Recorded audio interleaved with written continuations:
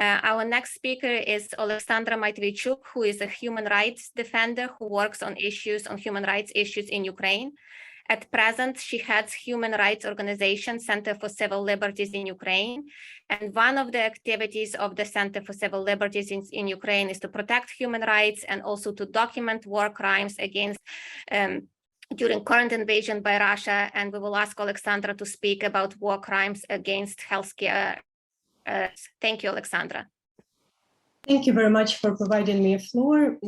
My name is Oleksandra Matviichuk. For over 20 years, I have been defending human rights in Ukraine and OSCE region. And the recent 8 years, I have been documenting war crimes. Since Russian full-scale invasion in February this year, we have united dozens of human rights organizations into the Tribunal for Putin initiative.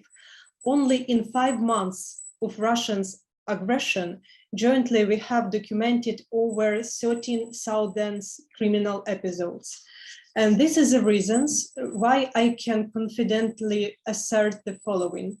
First, Russia uses war crimes as the methods of warfare. Russia causes great suffering and pain to civilian population in order to petrify people's will to resist and occupy the independent state. This is a conscious policy of the Russian leadership. Russian military intentionally ruin residential dwellings, churches, hospitals, schools. They apply indiscriminated weapons in densely populated regions. Russia's facilitate filtration camp systems in occupied territories and commit massive deportation of Ukrainian population. Second, Russian army persecutes and terrorizes civilians, aiming to keep its control over the occupied territories. Russians abduct, torture, rape, and kill civilians despite their gender or age. They intentionally exterminate local active people like mayor, local deputies, journalists, human rights defenders, civil activists, lawyers, volunteers, priests, artists, and others. And third, Russian army and Russian top military and top political officials have no respect to the role of doctors and other medical workers who try to help wounded and sick combatants or even civilians. And we recorded cases when Russians deliberately attack medical personnel when they try to provide medical assistance to people. Russian army, in violation of IHL, arrested and hold doctors and other medical workers as prisoners of the war. The case of military physician Victoria Abidina is a good illustration of this situation. She was arrested and separated with her 4-year-old daughter during the humanitarian evacuation from Azovstal plant in May this year, despite that fact that humanitarian evacuation was organized under the guarantee of UN and ICRC. Also, Russian army destroyed medical infrastructure. I can cite as an example of a systematic study by our colleague, Human Rights Organization Alternative. They prepared a report on the destruction of medical facilities from February to the end of May 2022. And according to their data, only this one human rights organization recorded 65 incidents of Russian military shelling of healthcare facilities on the territory of Ukraine. At the same time, the organization didn't find a single case of the presence of military personnel in these hospitals. I just want to make emphasis on it in regard of the recent amnesty release. Moreover, there is no information about the presence of military bases on this territory of hospitals. So it's like a real situation in which I found myself and millions of Ukrainians live for current moment, trying to fight for a freedom for freedom to be Ukrainians, because this war have a colonies aspect, and a freedom to have our democratic choice, because it's not only a war between two countries, it's a war between two systems, like authoritarianism and democracy. And this is which provide me a bravery to call the world not to be indifferent to the situation and to involve in it. Because when we speak about civilizational battle, which have a value dimension, I'm, as a human rights defender, but first of all, as a human being, believe that active people who believe in freedom, in human rights and human dignity have to step in this situation. And in this regard, I would like to provide several recommendations which has to be done in this situation. And first and foremost, when we describe this horrible atrocities which we with other colleagues are documented, we need to stop it. And in order to stop it, maybe it's very weird to hear from the human rights lawyer, but I will tell you that we need a long-range distance weapons, and we need such level of economical sanctions which can stop the ability of Russian economy to feed this war.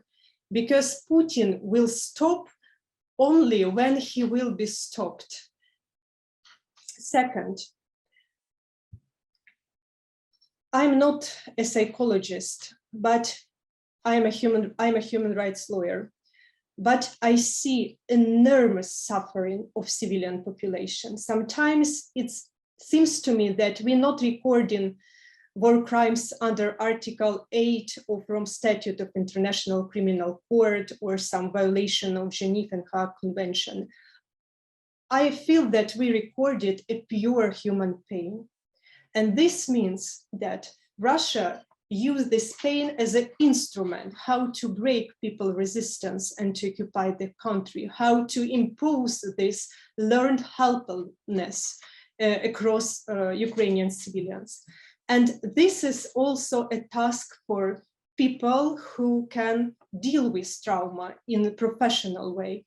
And we really need support and different kind of programs and different kind of assistance to help Ukrainians to heal the trauma, generally to population and some most vulnerable groups. I, for 8 years, work with the people who survived in captivity, and this is one of such kind of groups which I can mention, who were very severely tortured, physically and psychologically, because I spoke with people who were raped, whose fingers were cut, whose eyes were pulled out with a spoon, who were smashed into wooden boxes or tortured by electricity. And now, unfortunately, this practice is widespread to the new occupied by Russian territories. So psychological assistance to help Ukrainians to heal the trauma is very important. Third, my colleagues present his own experience, very bright one, how Russia tried to ruin deliberately and intentionally medical infrastructure. So we need assistance to strengthen the capacity of medical infrastructure, because despite the war, people have another kind of illnesses that have to be treated. And this is a huge problem for the whole Ukraine for current moment, especially in some other areas which are under the constant attack or the battles are going on. And it can be done on a level even of hospitals, because there is a lot of things which have no limitation in national borders, and human solidarity is such kind of thing. So we need such programs of mentoring of concrete hospitals, when one hospital abroad can take like a mentorship of another hospital in Ukraine and provide facilities, exchange program, trainings, or something like this, working directly, like people to people, which is much more easier and faster in my point of view. And last but not the least, I would totally support my previous colleague Pavlo in his demand for justice.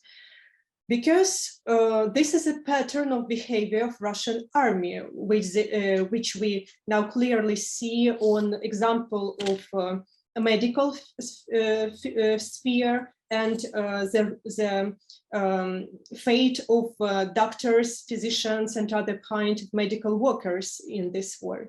Russia used war crimes and committed war crimes in Chechnya, in Moldova, in Georgia, in Syria, in Mali, in Libya, and have never been punished for that.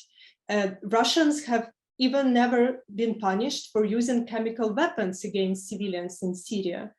And they enjoyed impunity for decades. And this put them to the thought that they can do whatever they wanted with the human beings. And this is a real danger, not only for Ukrainians, but for the whole world.